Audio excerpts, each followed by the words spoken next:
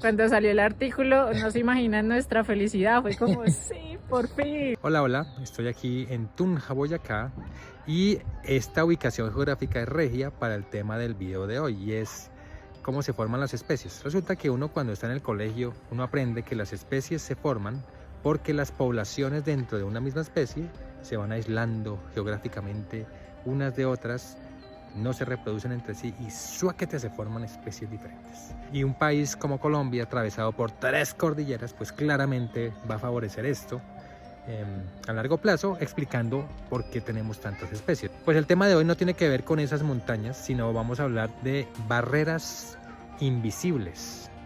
¿Cómo si barreras invisibles? Pues resulta que el tema de hoy tiene que ver con barreras que no tienen que ver con montañas, ni con desiertos, ni con bosques. No, tienen que ver con el tiempo. El tiempo puede ser una barrera invisible que aísla poblaciones y promueve la formación de especies. Pero ¿cómo así? ¿Cómo funcionaría la cosa? Pues veamos este ejemplo en este escenario ficticio. En el lado occidental está lloviendo en los meses de enero y febrero. Mientras tanto, en el lado oriental no está lloviendo, está haciendo un sol tenaz. Ahora, si vamos a los meses de junio y julio, ocurre exactamente lo contrario. En el lado occidental hay una sequía grandísima en estos meses, mientras que en el lado oriental empieza a llover a cántaro. Ahora, si esto es cierto, imaginemos que tenemos una especie que solamente se reproduce cuando está lloviendo. Pues lo que pasaría es que en los meses de enero y febrero, esta especie solamente se reproduciría en el lado occidental de la isla. Ahora, los meses de junio y julio pasaría exactamente lo opuesto. Estos meses se reproduciría solamente en el lado oriental. Ahora, si esto se repite cada año, ¿qué creen que va a pasar? Exactamente. Los que se están reproduciendo a un lado no se pueden reproducir con el otro lado de la isla. Y si esto sigue ocurriendo, gradualmente y lentamente se van a ir diferenciando las poblaciones de Oriente versus Occidente, es decir, se están diferenciando por una barrera no geográfica, sino una barrera del tiempo. El tiempo los está diferenciando. Y el tema del video de hoy tiene que ver con una publicación que hicimos con unos colegas que publicamos ya hace un tiempillo, pero es que se había quedado en el tintero el video, y es cómo este mecanismo de una barrera del tiempo como una barrera, puede afectar poblaciones de aves que se encuentran aquí en Colombia y en el Neotrópico, pero también de ranas. Vamos a hablar con Daniel Cadena y Paola Montoya, unos de los coautores de este artículo, que van a hablar de dos cosas diferentes. Una, de cómo llegamos a esta idea de hacer esta publicación, de dónde salió la idea de barreras que tienen que ver con el tiempo.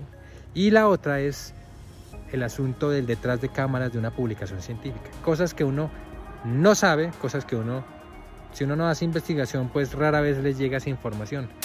La historia es que hace muchos años, cuando yo era estudiante de posgrado, me empecé a interesar especialmente en la biología reproductiva de las aves. Y especialmente empecé a ver varios estudios que mostraban que los pájaros del trópico no se reproducen todo el año, sino que lo hacen por épocas, y que las épocas en las que se reproducen están determinadas por cosas como la disponibilidad de comida, que a su vez están determinadas por aspectos como la lluvia. Bueno, tú hiciste parte de esta publicación, ¿sí o no? Sí, soy uno de los autores. Nos vas a contar un poquito sobre todas las cosas que uno no se da cuenta de cómo es publicar. De pronto muchas personas de nuestra audiencia no estudian una carrera científica, entonces nunca han tenido la oportunidad de ver cómo es el detrás de cámaras de una publicación científica.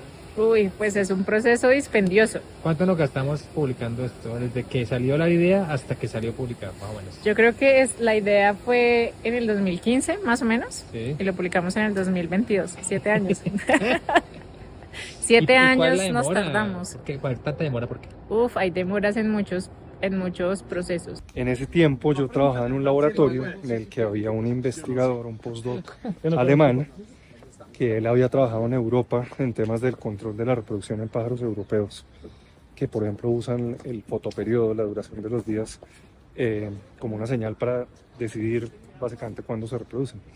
Y empezamos a conversar sobre el tema, y pues yo me fui interesando cada vez más.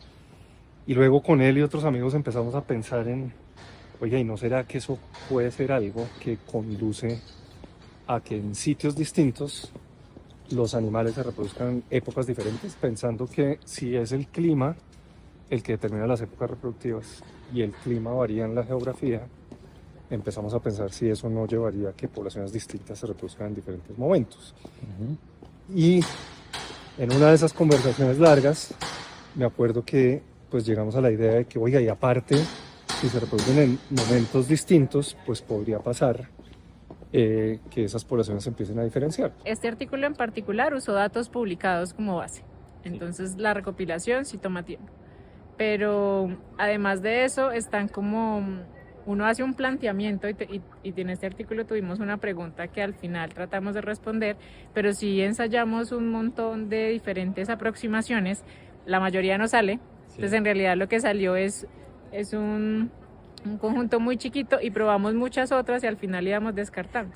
Entonces ahí eso puede tomar tiempo, más cuando uno está dedicado a otras cosas. En parte, por ejemplo, parte de ese artículo yo fui estudiante, otra parte ya trabajaba y los demás autores pues están en la misma dinámica. Entonces no te dedicas exclusivamente a eso, eso ayuda.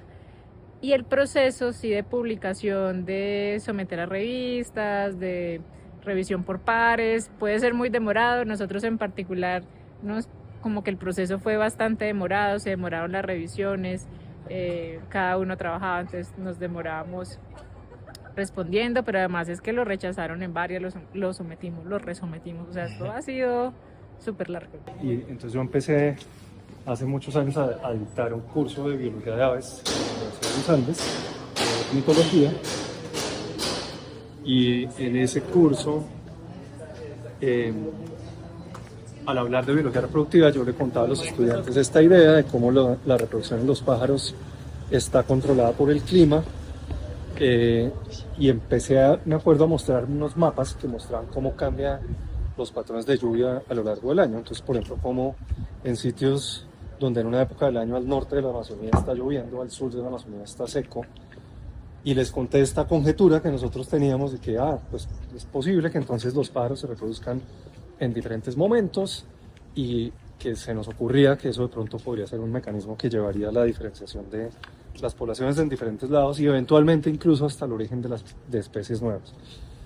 Y yo contaba ese cuento y siempre decía, no, y esto sería algo muy interesante para estudiar, pero no se lo recomiendo a nadie porque eso es muy difícil y no hay cómo conseguir datos y no, pues ahí está la idea para que alguien algún día la desarrolle. Una cosa es que salga publicada, pero entonces ¿tú crees que el hecho de ser ciencia no se ve reflejado en esa publicación? El proceso como tal, sí. No, porque la ciencia es, o sea, en parte es observación, prueba, error, resultados positivos, negativos, y uno en realidad hace eso muchas veces y al final, por diferentes motivos, pues como que seleccionas qué es lo que más soporta y qué es lo que es más claro como para hacer la publicación. Entonces no se ve todo ese proceso detrás de analizar, de probar, de errar que existe, de escribir, no, así no funcionó, no se entendió, entonces borre y reescriba y reescriba y reescriba, igual con los análisis. Entonces como que uno encuentra al final un artículo que probablemente por el tipo de datos y por los análisis que hacen uno puede inferir que fue complicado, y aún así yo creo que uno se está perdiendo el 60%, el 80% de todo lo que implicó hacerlo. Y una cosa curiosa que pasó es que un día alguien me hizo llegar un artículo que se publicó en una revista que yo no conocía, que resulta que la revista se llama algo así como Ideas in Ecology and Evolution, ideas en ecología y evolución. Solo ideas. Solo ideas. Y en ese artículo, un investigador que se llama Paul Martin, tal vez mucho mejor pensado de lo que yo había hecho, propuso esta misma idea. Ajá. Entonces, mensaje, las buenas ideas se le ocurren a más de uno. Y él decía que, digamos, llevaba esta idea que nosotros habíamos estado pensando un paso más allá y proponía que esta idea de asincronía en las épocas reproductivas entre poblaciones podría ser especialmente prevalente en ambientes tropicales y que eso podría ser una de las causas adicionales de la alta diversidad de especies en el trópico. Yo seguí pensando sobre esto hasta que un buen día que solté una de esas bombas en clase, decir que esto es muy interesante pero no se puede estudiar y que es muy difícil, Había un estudiante pilo en el salón, Ajá. Ignacio Quintero, que levantó la mano y dijo, yo quiero hacer una tesis sobre eso. Y si todos los periodistas y toda la estructura de comunicación de la ciencia, de lo que es la ciencia, se basa en los artículos, hasta para los libros académicos, los libros que uno ve en el colegio, se basan en esos artículos, ¿tú crees que entonces de pronto la gente, la sociedad se lleva una visión distorsionada de lo que es la ciencia? Y podrías explicar, por ejemplo, porque en la pandemia, por ejemplo, mucha gente no entendía cómo era ese proceso, como... Claro, yo creo que igual como que actualmente no hay ese registro, el que está metido en el cuento, y eso que no desde el inicio, solo cuando pasas por estos procesos de publicación empiezas a dimensionarlo en mayor o menor medida. Pero uno ya le muestran un resultado en limpio por mil razones. Puede ser porque si no sería muy confuso, ¿no? Entonces existe de pronto esta idea de que es que estas personas estudiaron un año esto y esto fue lo que sacaron, cuando normalmente esos procesos llevan detrás muchas como resultados negativos, como ensayos que no funcionaron, y eso es lo que construye. O sea, al final se saca ese proceso porque funcionó a través de múltiples pruebas. Ajá. Y en la mayoría no funciona. Y la mayoría de veces uno encuentra, por ejemplo, que los resultados no soportan una hipótesis que uno probaba. Y eso hace parte de construir el conocimiento. Y con Ignacio entonces hicimos un primer artículo que fue su tesis de pregrado, que terminó siendo publicado en una super revista, la American Naturalist. Y Ignacio logró demostrar que poblaciones de aves que viven en ambientes que son más asincrónicos son más diferentes genéticamente. Entonces eso era perfectamente consistente con esta idea que nos habíamos planteado. La mayoría de veces no funciona, la mayoría de veces no es la primera vez que lo intentas que encuentras la mejor manera de hacerlo o entiendes las aproximaciones, y al final sale el resultado con el que mejor obtuviste esa aproximación, pero pues detrás está todo el ensayo-error que no se ve. Pero una cosa que quedaba y que no habíamos podido elucidar, o que no le habíamos llegado al punto, era la conexión entre la asincronía en el clima y la sincronía en la reproducción en las aves es muy indirecta, porque la idea sería que las lluvias, por ejemplo, afectan la dinámica de la vegetación, de cómo los árboles producen hojas frescas en diferentes momentos, y que eso afectaría la abundancia de insectos, y que entonces es a través de la abundancia de insectos que se afectaría la reproducción. Entonces la conexión entre clima y reproducción requería hacer un montón de supuestos. Eso lo terminamos publicando, y al cabo de un tiempo lo que empezamos a pensar es, oiga, sería muy chévere si podemos estudiar un grupo de organismos en donde la conexión entre la lluvia y la reproducción será mucho más estrecha, porque ahí sí probablemente le vamos a estar pegando mucho más de cerca al mecanismo. Y ahí pues salió en una reunión de mi grupo de investigación, en la que estaba Carlos Guarnizo, estaba Paula Montoya, conversamos con Ignacio, salió la idea de que oiga, pues un grupo natural para estudiar estos son anfibios. Los anfibios, su reproducción casi sin excepción necesita de cuerpos de agua, ambientes húmedos, y lo que vimos es, bueno, repliquemos lo que ya hicimos con aves, ahora en ranas, y aquí estamos. Y ahí está, y el resto es historia.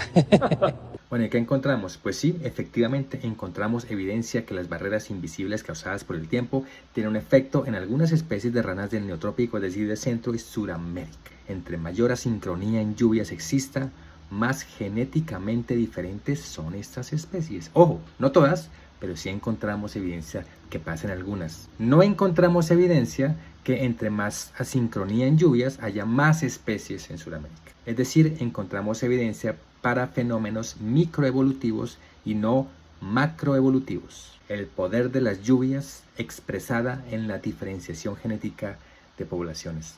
Y por eso mismo es que estamos contando este cuento, esta es... historia, pues para que la gente se dé cuenta de que Claro. hacer ciencia no es lo que parece. No, es lo que parece. cuando salió el artículo, no se imaginan nuestra felicidad, fue como, sí, por fin, pero es que eran 7 años. 7 años. Ahí 7 está. años de intentarlo. Bueno, ahí está. Gracias, Paola, Un gusto. por participar en este video y por ser coautora. No, gracias a ti por invitarme, primero autor.